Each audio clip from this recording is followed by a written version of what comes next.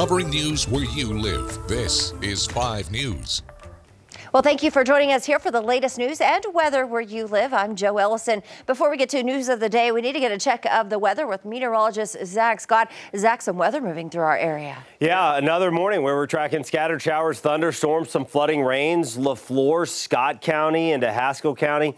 So parts of the River Valley, Ouachita area seeing some heavy rain this morning. And again, everybody's seeing rain 4 mornings in a row. Saturday morning, Sunday morning, Monday morning, Tuesday morning. And we're going to be doing it again Wednesday morning. Scattered thunderstorms possible once again for us. So again, rain chances best through the first half of the day. Late morning, early afternoon, tapering off from north to south. A few lingering showers, River Valley, Ouachitas as we head into lunchtime. And we're looking for the clouds to decrease. Very similar to what we've seen the last few days.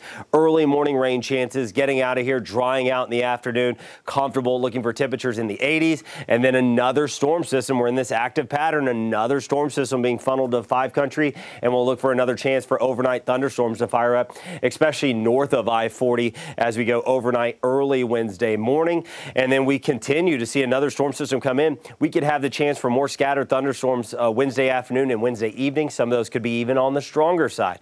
So we'll keep you updated over the next couple of days. Joe.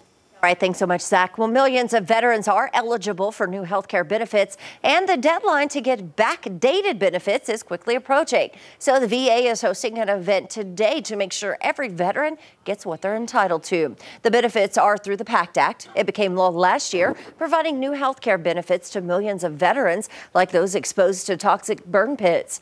Now, there's no overall deadline to apply for the benefits. However, if veterans apply for PACT Act-related benefits on or before Wednesday, their benefits may be backdated to when President Biden signed the bill into law last August 10th. That's why the VA in Fayetteville says it is hosting today's event.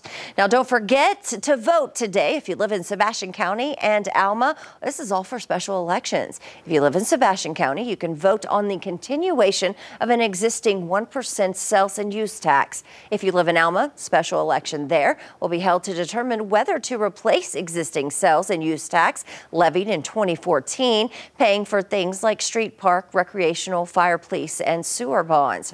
Again, election day is today on this Tuesday from 7:30 a.m. to 7:30 p.m.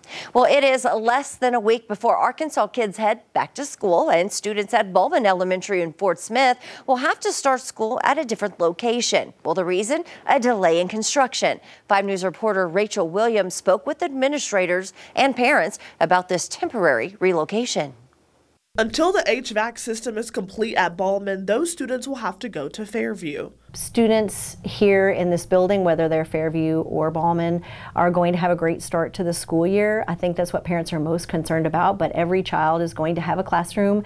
Every child is going to be with their particular school's teachers. A total of 245 students and 50 staff members are relocating to Fairview Elementary, but leaders tell us the students will stay with their assigned teachers and class sizes will stay normal.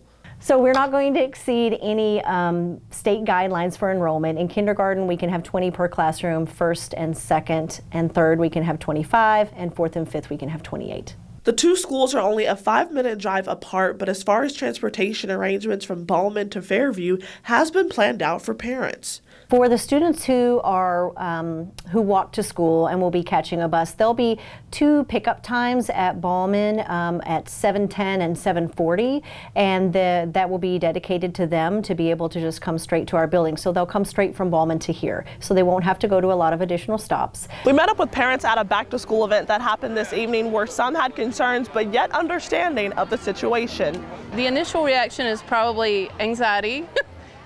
But really, after processing it, we're okay. We're excited, and it is like Mrs. Burris said, home is where the heart is, and school is where the teacher is. Sarah Havard's daughter is starting kindergarten this year, and her one concern she discussed with the principal was being able to see the temporary classroom.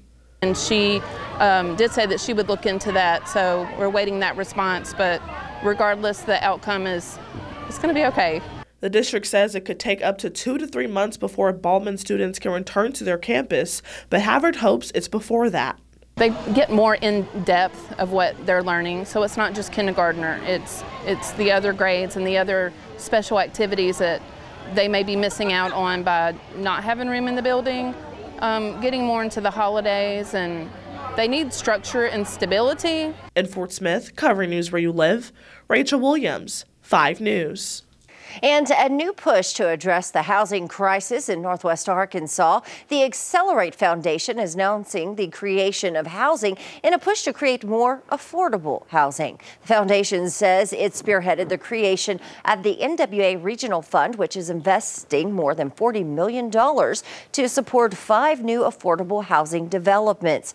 The organization says 345 new rental units for lower income families will run on average 49% below current market rate rent, resulting in $65 million in rental savings over the next 35 years.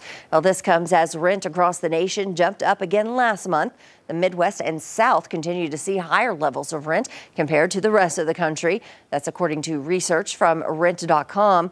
Arkansas is among the 10 states with the highest year-over-year rent growth, seeing an 11-point jump. Well, thank you for joining us here today for the latest news and weather where you live. I'm Jo Ellison. Make sure to catch up with us again tomorrow right here for more. Have a great day.